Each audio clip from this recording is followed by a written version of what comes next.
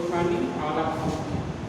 देखिए आज हम नया चैप्टर लेकर आए हैं और हमारा चैप्टर है परमाणु की संरचना तथा हाइड्रोजन की स्पेक्ट्रम।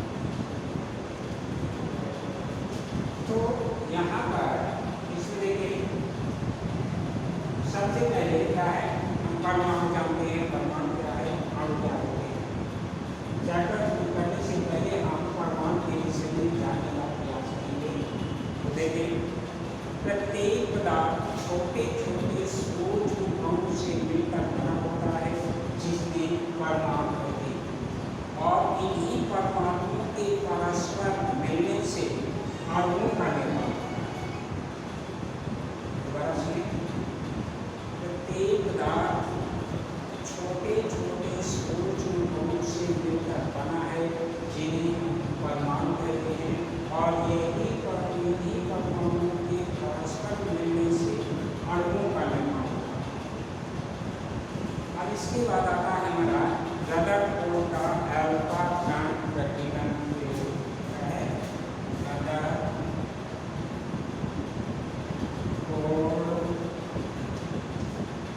के एल्फा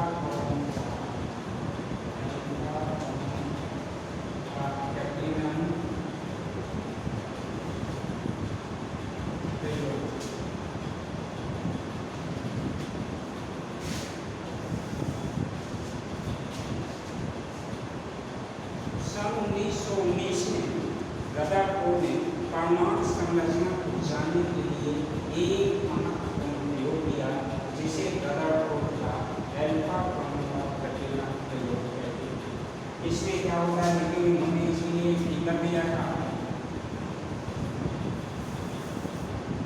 फिगर बनाने के पहले यहाँ पर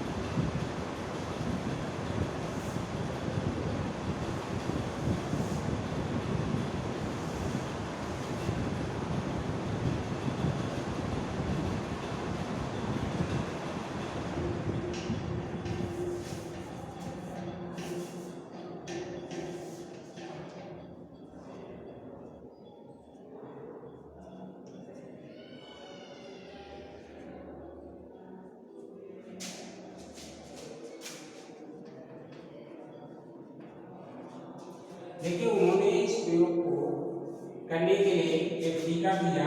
ये अल्फा कण है। जब सोने की पतली पन्नी पर उन्होंने अल्फा कणों की बमबार्डिंग की और देखा कि इसमें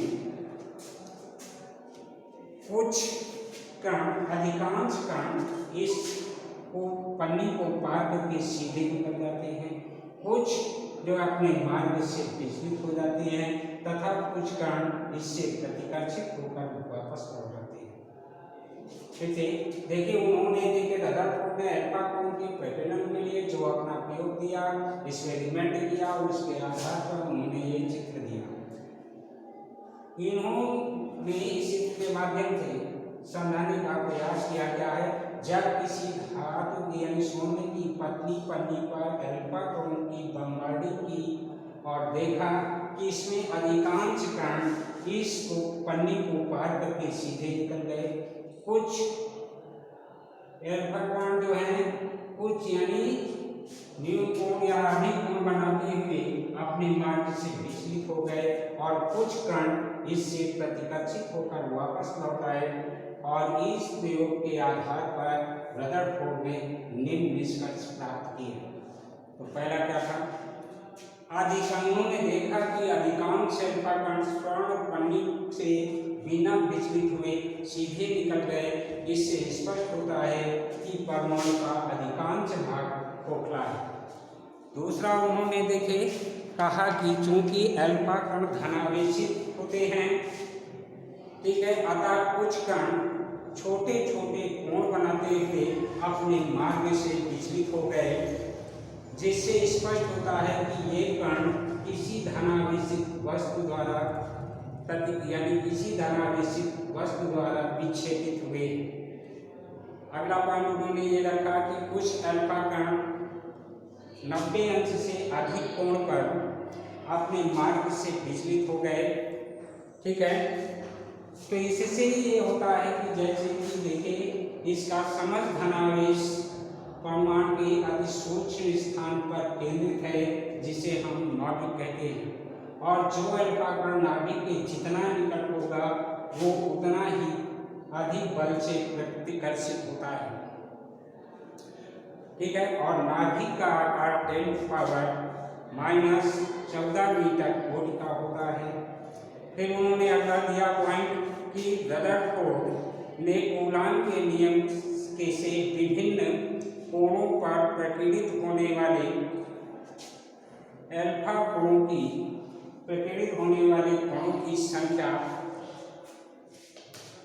संख्या को जाना और यह पाया कि किसी कोण पर प्रकीर्णित होने वाले कोणों की संख्या n फाई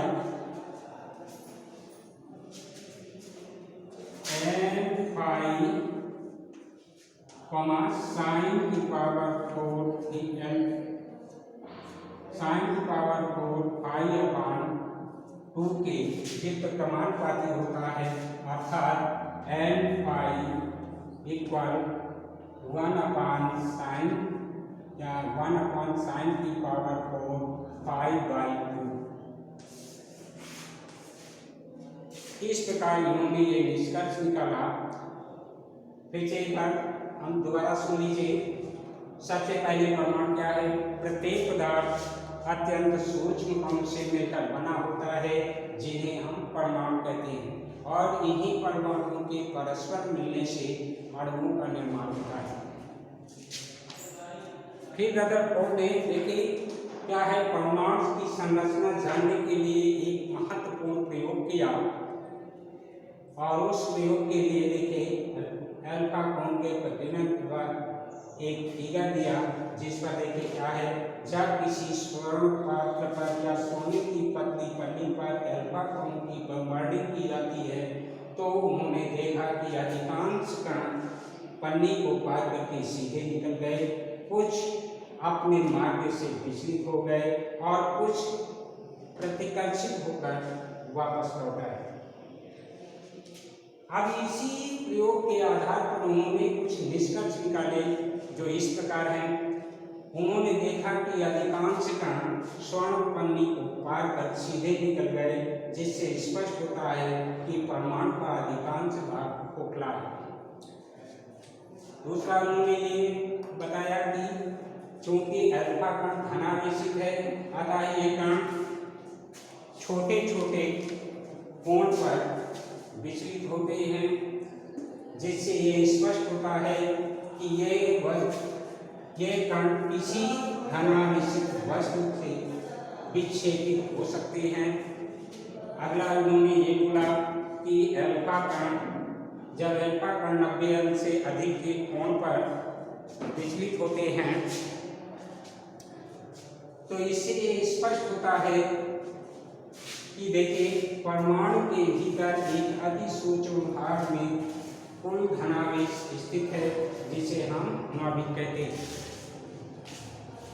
अगला उन्होंने ये निष्कर्ष दिया कि रदरफोर्ड ने कूलाम के नियमानुसार विभिन्न कोणों पर प्रकटित होने वाली कणों की संख्या की गणना की, और यह पाया कि किसी कोण पर विचलित होने वाले कणों की कुल संख्या n फाई साइन की पावर 4 पाई अपान 2 के समानुपाती होता है, अर्थात n phi equal 1 upon sine की पावर 4 पाई अपान 2।